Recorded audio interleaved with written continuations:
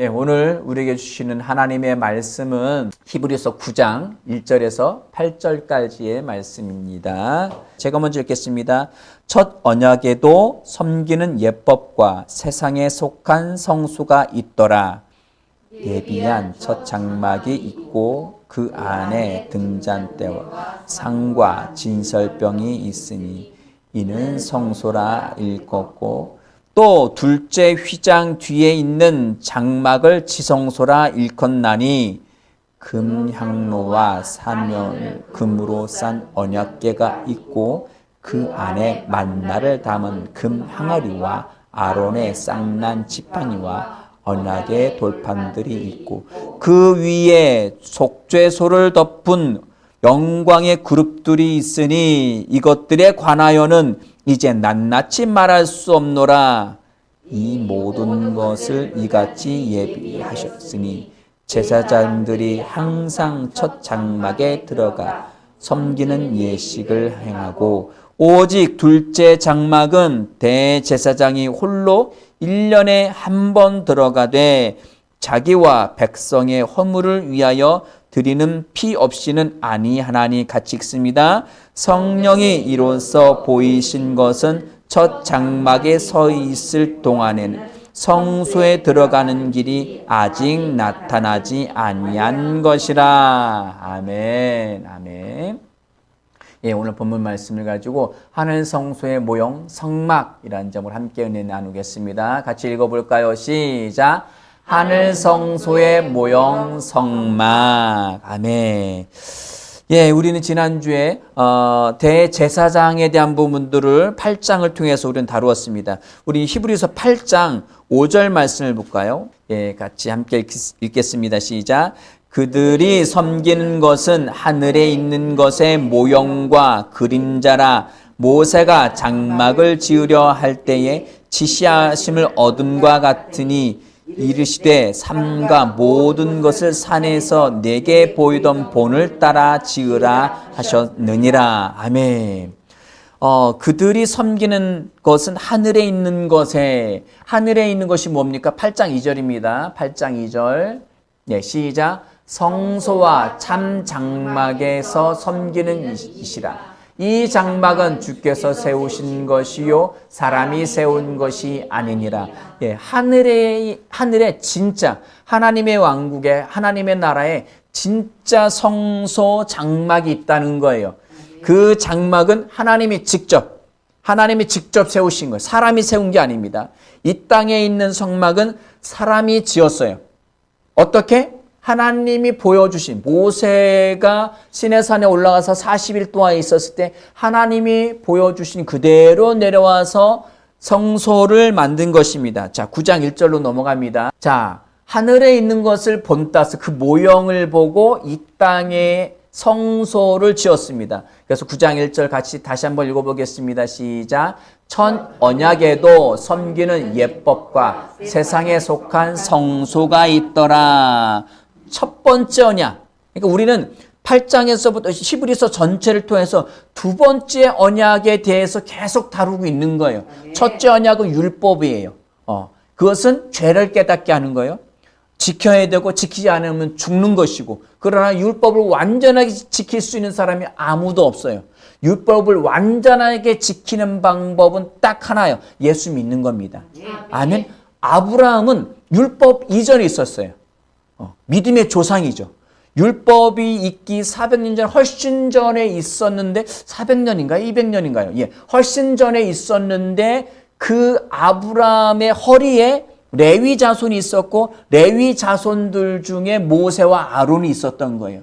그러니까 모세가 율법을 받았죠? 그 율법은 아브라함의 허리에 있었어요. 그러니까 더 중요한 것은, 율법보다 더 중요한 것은 믿음이라는 거예요. 아브라함의 믿음으로 의롭다함을 얻었기 때문입니다.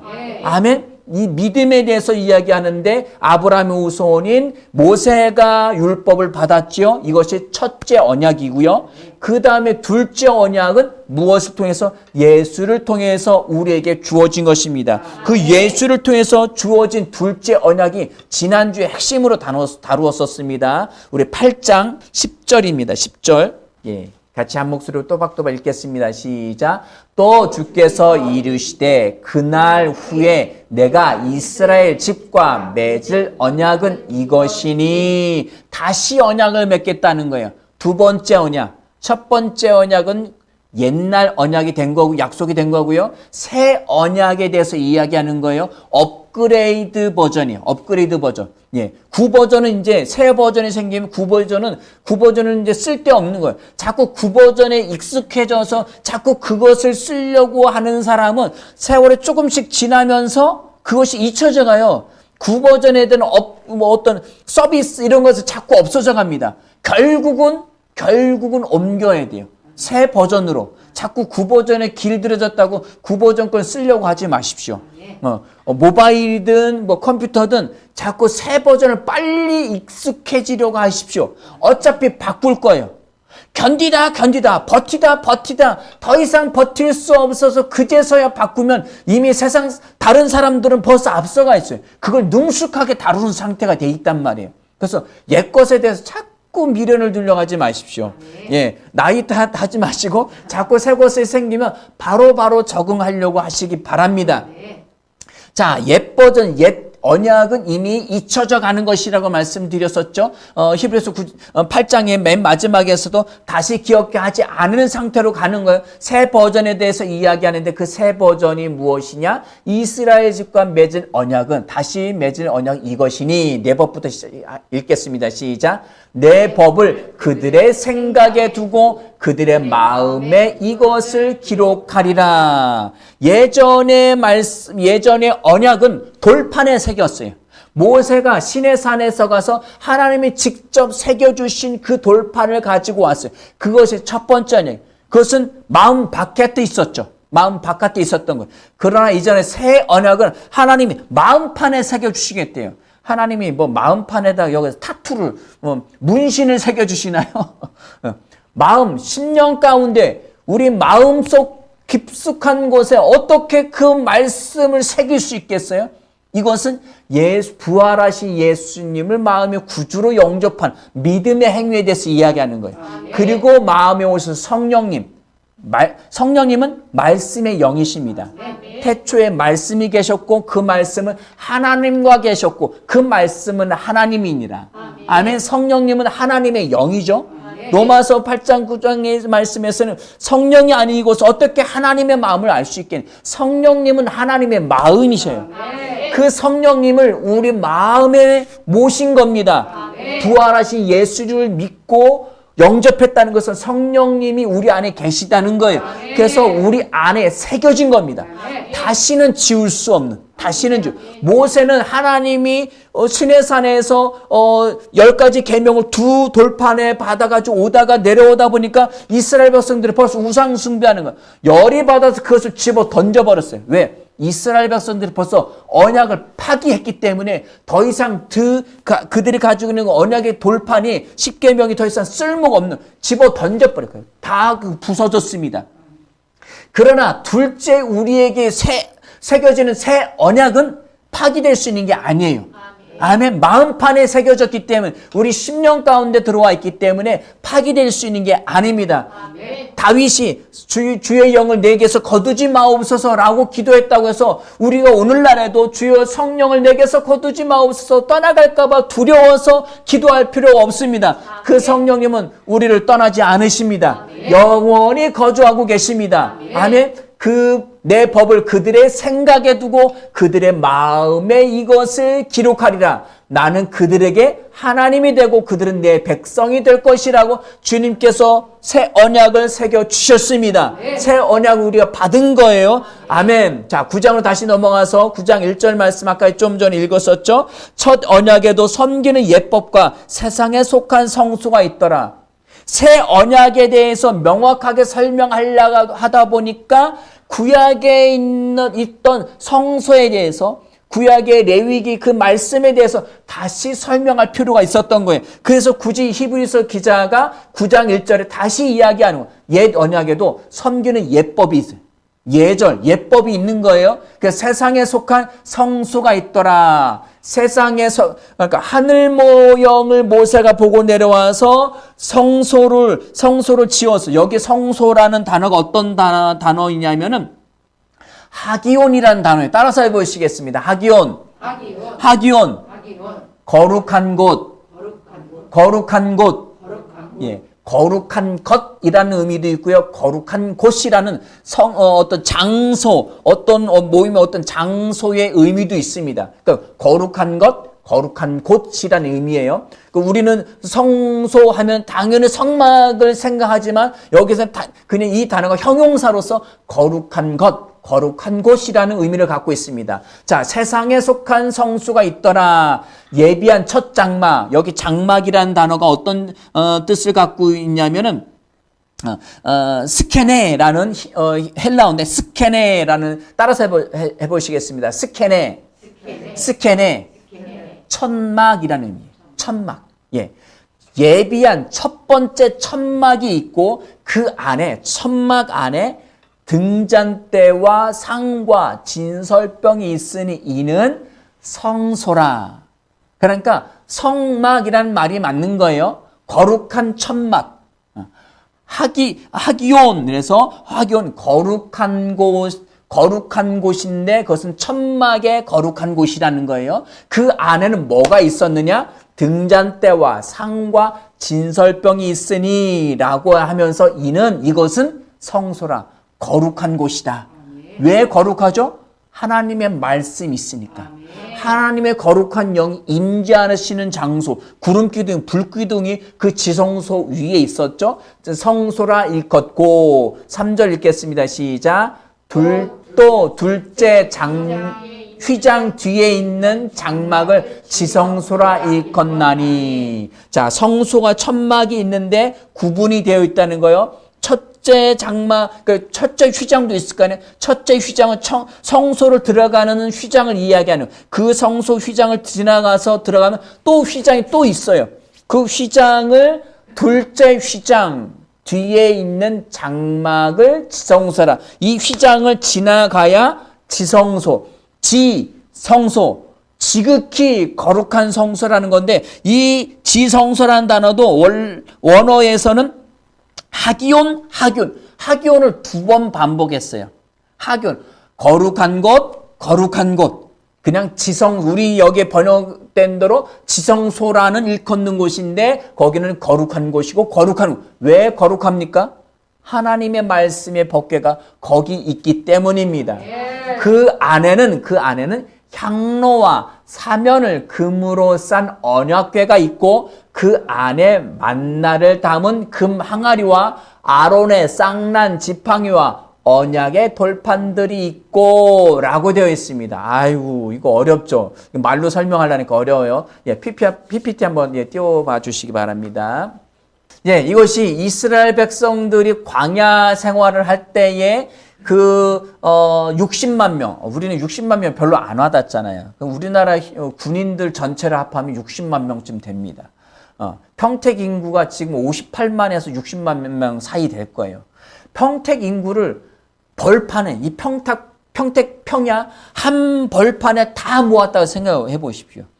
6만 명만 보여도 어마어마할 거예요. 예, 상암 월드컵 경기장 6만 명인가 들어가죠? 예, 어마어마할 거예요. 그런데 60만 명, 우리나라 전체 군인이 다 모였다고 생각을 해 보십시오. 우리나라의 이 군사력은 세계에서 열 손가락 손에 꼽힙니다. 예, 우리나라가 영국이나 프랑스보다 위에 세계 7위입니다. 군사력 자체로 그렇고요. 예, 이 병사 수는 어마어마한 거예요. 이 60만 명, 자, 남자 장정, 전쟁에 나가서 싸울 수 있는 20살에서 50살 정도 되는 사람들만 모은 게 60만 명. 그럼 전체 다음은 200만에서 250만, 근 300만에 가까운 사람들이 그 광야에서 펼쳐져 있다. 장관일 거예요.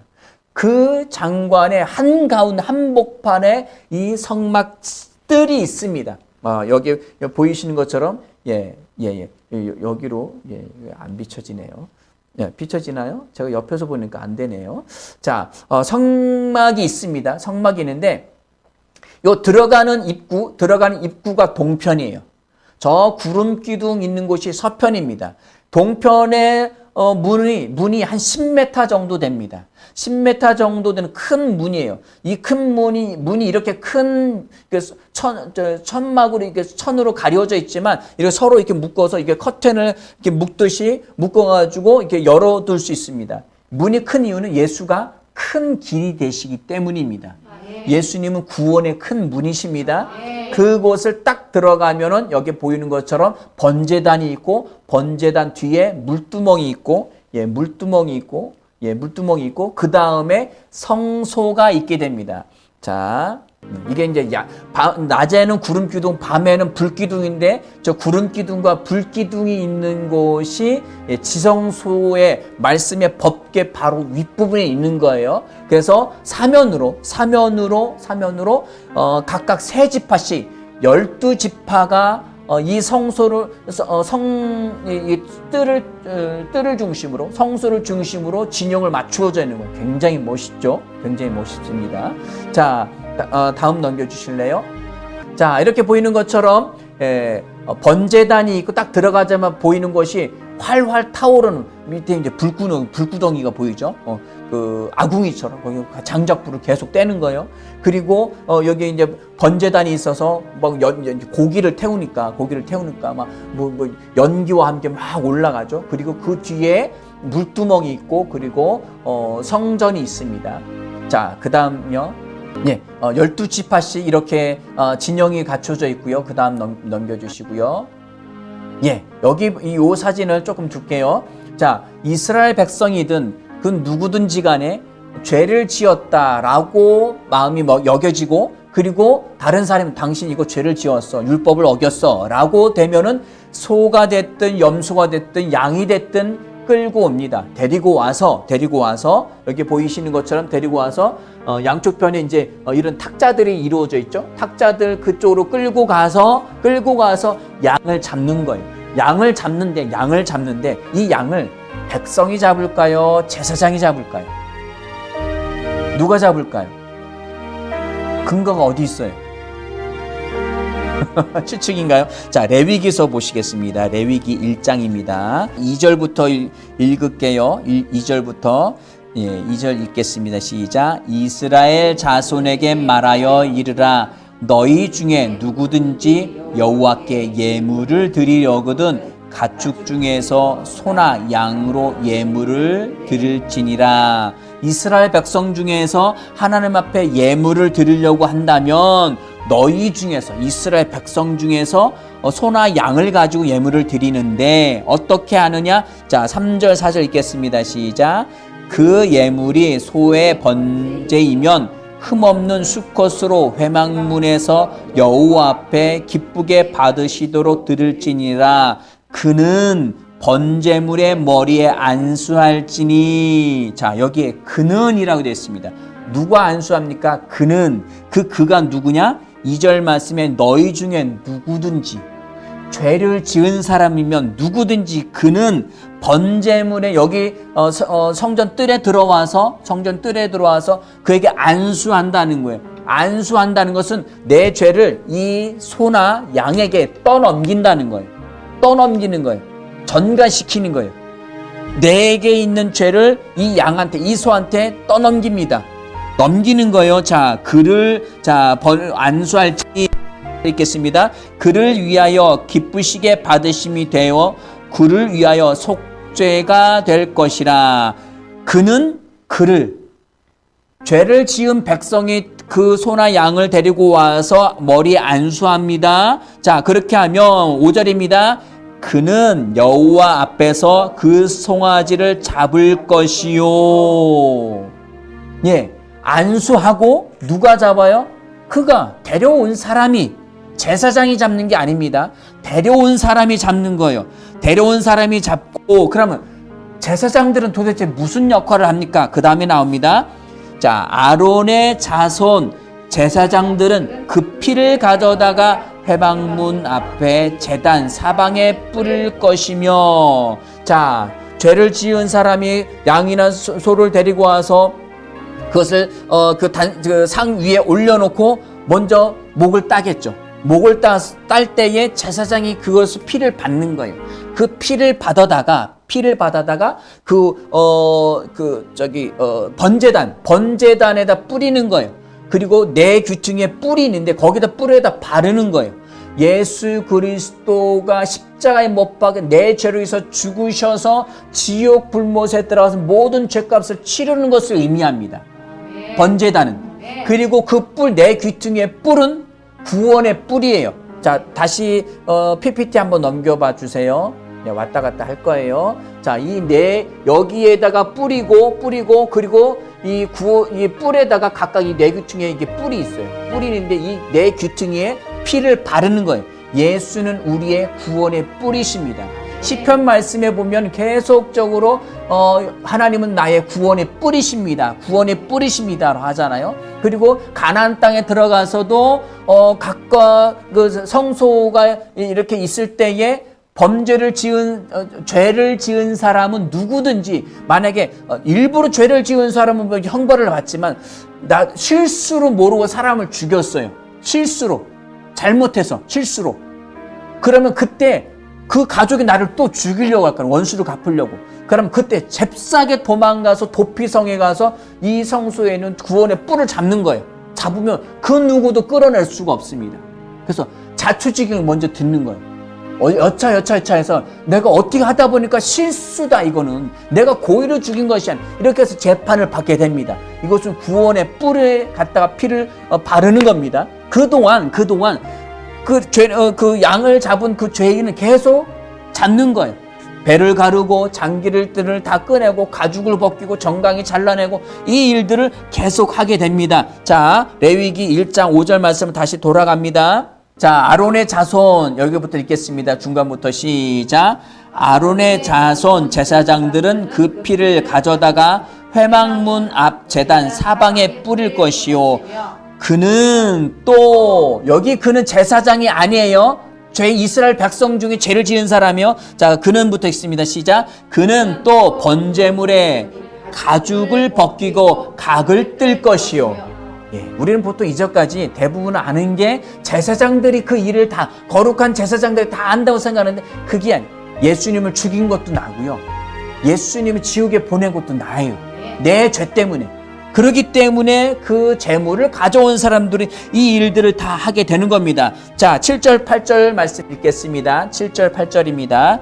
시작. 제사장 아론의 자손들은 제단 위에 불을 붙이고 불 위에 나무를 버려놓고 아론의 자손들은 그 뜬 각과 머리와 기름을 제단 위에 불 위에 있는 나무에 버려 놓을 것이며 9절입니다. 그 내장과 정강이를 물로 씻을 것이요 제사장은 그 전부를 제단 위에서 불살라 번제를 드릴지니 이는 화제라 여호와께 향기로운 냄새니라. 아멘. 그러니까 제사장들은 백성이 와서 양이나 소를 잡을 때에 보조 역할 정도로 하는 거예요. 직접 죽이고 각을 떠고 막 가죽을 벗기는 하는 것은 백성이 다 하고요. 끌고 온 사람이 다 하고, 그 나머지 하나님께 나아가는 부분에 대해서는 제사장이 담당하는 거예요. 피를 갖다 뿌리고 바르고, 그리고 그것들 고기들을 또 각든 것들을 제단에다 불을 지피고, 그리고 제단에 올려놓고 불 사르는 것들은 제사장이 합니다. 아멘. 철저하게 양분되어 있으면서도 협력 관계에 있는 것입니다. 아멘. 자, 이렇게 해서 번제에 대해서 그 레위기 1장 맨 위에 제목에 보면 번제라고 쓰여 있어요.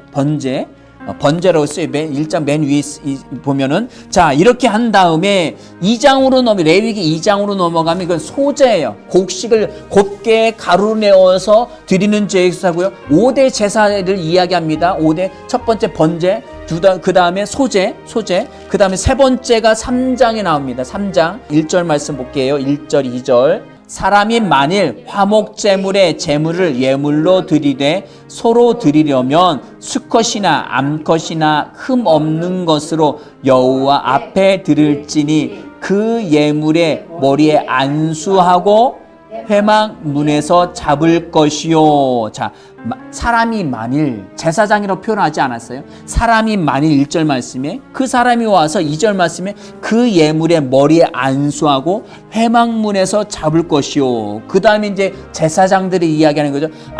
읽겠습니다. 아론의 시작. 아론의 자손 제사장들은 그 피를 제단 사방에 뿌릴 것이며, 그러면서 3절에 그는, 이것도 죄인이죠.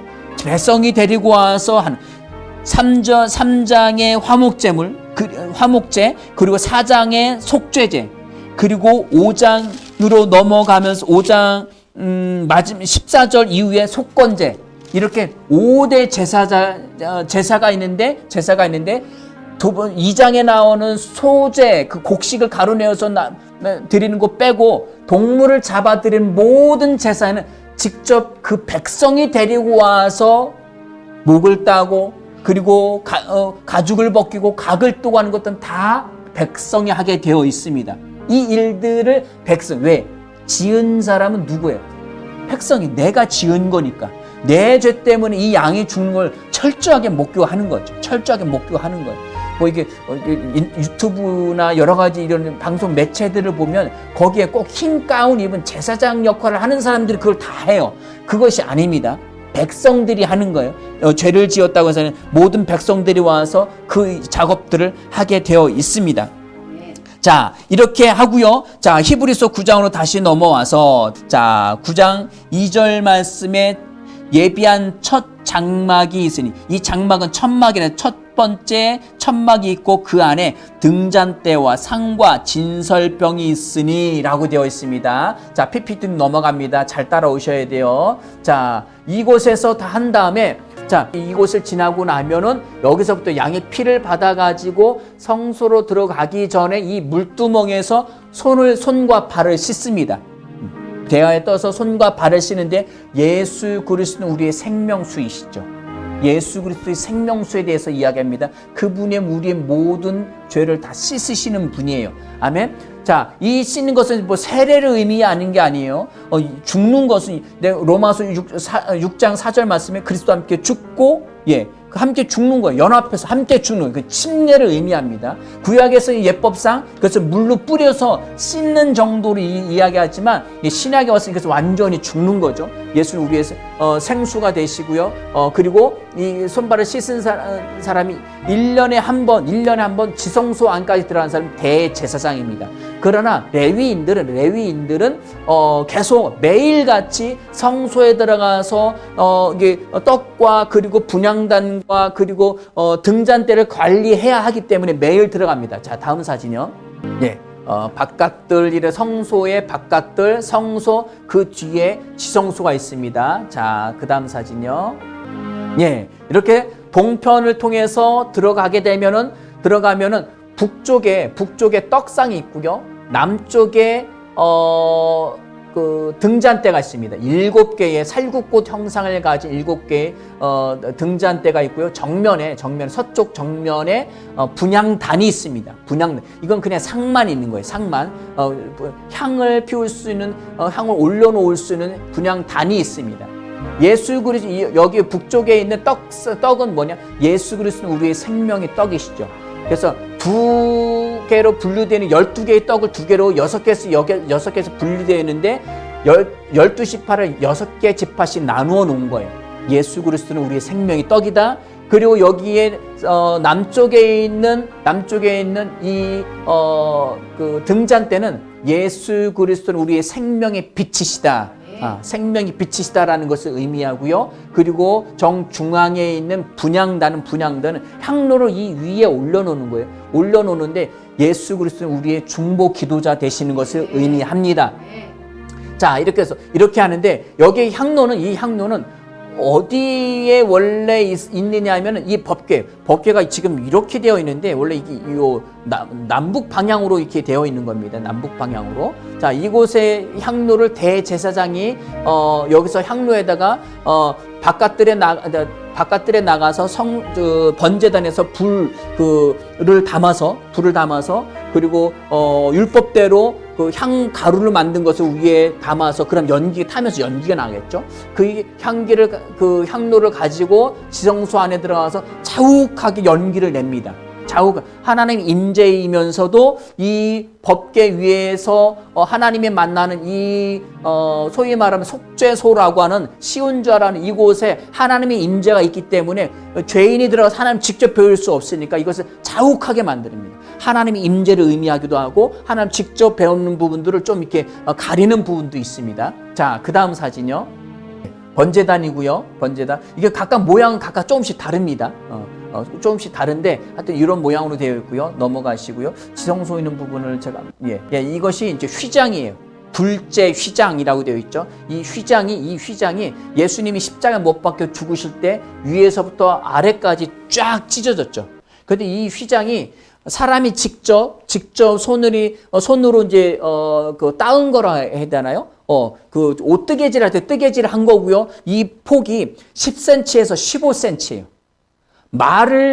여러 마리의 말을 가지고 찢을 수 없는 거예요. 그 정도로 엄청나게 두꺼운 휘장인데도 불구하고 이것이 위에부터 그러니까 인간이 하나님 앞에 감히 나아갈 수 없는 상태, 그 벽을 의미하는 거예요. 벽을 의미하고 예수 그리스도가 십자가에 못 박혀 죽으심으로 말미암아 위에서 아래까지 완전히 찢어져서 누구든지 들어갈 수 있는 상태가 되어졌습니다. 아멘. 누구든지. 여기는 그룹 천사들을 표현한 겁니다. 지성소 안에 있는 그룹 천사처럼. 자, 하나님의 가장 가까운 거리에서 하나님 모시는 천사들이죠. 자, 다음 사진요. 예, 이것이 법궤입니다.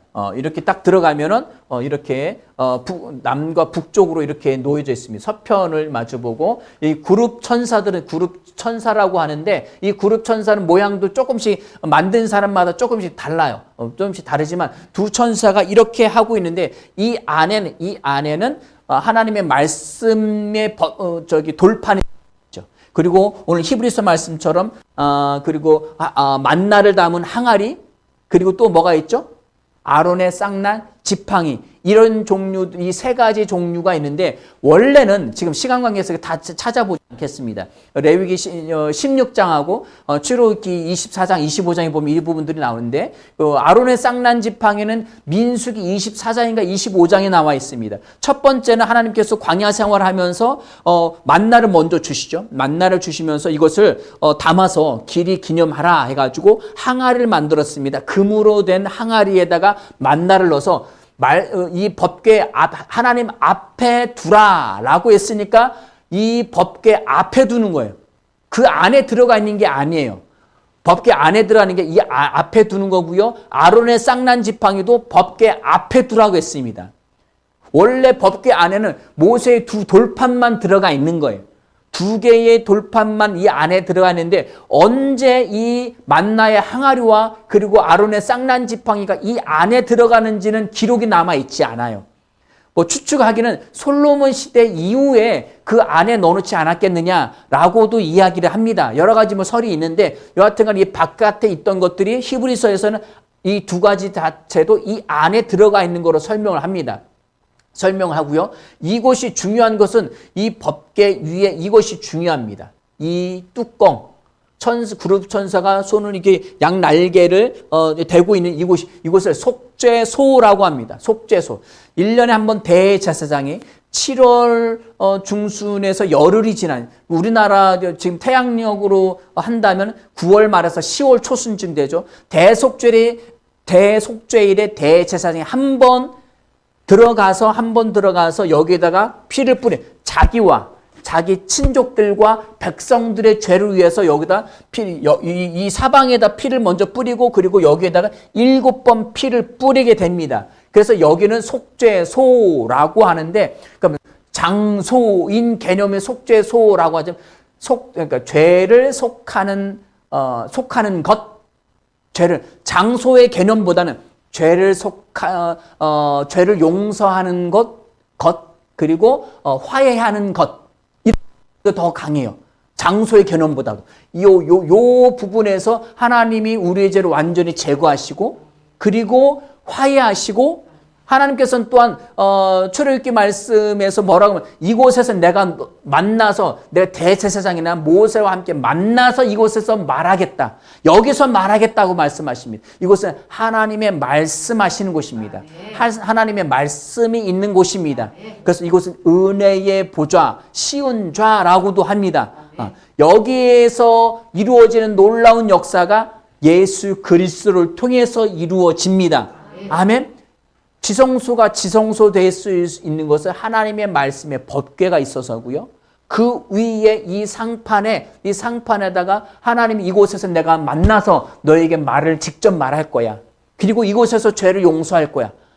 바깥에서 매번 데리고 와서 제사를 지냈지만 대속죄일로 모든 백성의 죄를 다 담당하고 대제사장이 1년에 한 번 들어와서 피를 뿌림으로 통하여서 그것을 1년 더 연기하고 유예하는 형태의 죄를 구약시라면 용서받았다라고 하지만 그것이 유예에 불과합니다. 넘겨지는 거에 불과해요. 여하튼 간 이곳에서 그 속죄가 이루어진다라고 말씀하고 있는 것입니다. 자, 히브리서 9장 4절로 다시 돌아갑니다. 4절 시작. 금향로와 사면을 금으로 싼 언약궤가 있고 그 안에 만나를 담은 금 항아리와 아론의 쌍난 지팡이와 언약의 돌판들이 있고, 이 세 가지가 한꺼번에 들어가 있다고 하죠. 자, 제단 그 법궤와 그리고 항아리와 뭐 이런 것들을 왜 굳이 금으로 하냐? 순전하신 예수 그리스도를 의미합니다. 예수 그리스도는 순금은 변함이 없죠. 뭐 굳어 있거나 불로 해서 녹여 있거나, 그러니까 순전한 예수 그리스도를 의미합니다. 그 예수 그리스도의 사역을 대하여서 그 향로와 그리고 언약궤와 그 만나를 담은 항아리 그리고 아론의 쌍난 지팡이에 대해서 이야기를 하고 있습니다. 그러면서 5절 말씀, 5절입니다. 5절 시작. 그 위에 속죄소를 덮은 영광의 그룹들이 있으니 이것에 관하여는 이제 낱낱이 말할 수 없는, 워낙 길고 방대한 의미들을 갖고 있기 때문에 낱낱이 다 말할 수 없지만 그 법궤를 덮은 그 상판 위에 속죄소를 덮은 속죄소를 덮은 영광의 그룹들이, 이것은 이 속죄소가 힐라스테리온에서 속죄하는 것, 속죄하는 곳, 시온좌, 화해하는 것에 대해서 이야기를 의미가 있다고 말씀했죠. 거기 영광의 그룹 천사, 일반 천사하고 다릅니다. 일반 천사와 다르게 하나님을 가장 가까운 곳에서 하나님을 직접적으로 섬기는 거룩한 천사를 그룹 천사라고 합니다. 천사들이죠. 천사들. 그래서 대해서 이야기를 하고 있습니다. 그래서 7절 말씀해 보니까 7절입니다. 시작. 오직 둘째 장막은 대제사장이 홀로 1년에 한 번 들어가되 자기와 백성의 허물을 위하여 드리는 피 없이는 아니하나니. 아멘. 반드시 그 피, 예수의 피, 어린 양의 피를 가지고 들어가야만 거기에서 살아남을 수 있어요. 대제사장이라 할지라도 그곳에 들어가서 백성들을 위해서 들어갔다 백성들의 죄를 속죄만 했다. 그러면 그 사람은 거기 대제사장이라 할때 죽습니다. 죽어요. 그래서 반드시 허리에 밧줄을 메고 들어가죠. 그리고 옷다는 끝에는 그 방울들이 있다겠죠. 움직일 때마다 딸랑딸랑 소리가 나고, 만약에 털푸덕 소리가 났는데 소리가 없어. 그럼 죽은 거예요. 그럼 밧줄을 가지고 끌어내는, 거기는 거룩한 곳이기 때문에 하나님의 임재 앞에 설 수 있는 사람이 아무도 없습니다. 그런데 우리는 예수 그리스도가 어린 양이 되셔서 우리의 죄를 다 우리가 안수해서 그분께 모든 죄를 다 뒤집어 씌운 거예요. 그게 뭐냐? 믿음의 행위예요. 믿음으로 말미암아 예수님의 죄 그 자체가 되셔서 그 번제단에서 불태워짐과 같이 지옥불에서 완전히 예수님께 죄값을 다 치르셨습니다. 그리고 부활 생명으로 예수님의 사망 권세를 깨뜨리시고 다시 부활하셔서 다시 살아나셔서 그분이 대제사장으로서 진짜 성소인, 참 성소인, 하늘 성소, 하나님 보좌 앞에 나가셔서 그분이 당신의 피를 하나님 앞에 바치신 거예요. 단 한 번입니다. 두 번, 세 번 있는 게 아니에요. 이 땅에 있는 그 모형의 제사처럼 매번 이루어지고 1년마다 수십 년, 수백 년, 수천 년간 계속 이루어지는 것이 아니라 단 한 번의 제사로 그 모든 제사 다 끊어졌어요. 아멘? 아멘. 그래서 우리는 하나님 앞에 우리도 담대히 나아갈 수 있게 된 겁니다. 예수의 생명을 가지고 하나님의 영생의 생명을 받았기에 우리도 하나님의 자녀가 되었습니다. 예수의 거룩함을 갖게 되었습니다. 예수의 완전함을 갖게 되었습니다. 예수님의 속죄, 화해함을 다 갖게 된 거예요. 그래서 하나님 앞에 나아갈 수 있는 은혜를 얻게 된 것입니다. 아멘. 그래서 8절에 성령이 이로써 보이신 것은 첫 장막이 서 있을 동안에는 성소에 들어가는 길이 아직 나타나지 않은 것을 나타내 보인 것 뿐이에요. 그러나 예수님이 오시고 십자가에 죽으시고 사도행전 2장 4절 성령이 오시니 우리는 완전히 바뀐 거예요. 새 언약이 우리 안에 새겨져서 성령이 우리 안에 계시고 예수의 생명이 우리 안에 있기 때문에 우리는 담대히 그 보좌 앞에 나아가 아뢰을 수 있습니다. 아멘. 이 구원의 은혜, 이 성령의 은혜를 날마다 누리는 저와 여러분들이 되어지길 바랍니다. 옛 버전인 옛 언약에 머물러 있지 마십시오. 율법대로 생각하지 마십시오. 내가 넘어지고 실수한 것 때문에 하나님 제가 또 죄를 지었네요. 제가 면목이 없네요. 나 같은 쌍놈이 나 같은 년이 이렇게 주님 앞에 나갈 수 없습니다. 나는 죄인입니다. 이러지 마십시오. 제발 그러지. 그럼 예수님의 속량 사역을 무효화시키는 거예요. 굉장히 위험한 발언이고 위험한 행동입니다. 우리는 언제든지 당당히 그냥 주님, 아버지 하나님, 제가 이런 죄를 지었습니다. 자백만 하면 돼요. 아멘. 자녀가 부모님께 자백하면 모든 것이 용서되는 것처럼 우리는 이미 용서되었습니다. 왜? 자녀이기 때문입니다. 용서받지 못할 죄는 없습니다. 그리고 연약하면 그 주님 앞에 그냥 자백하고 하나님 앞에 담대하게 우리가 구할 것을 담대히 아뢰시기 바랍니다.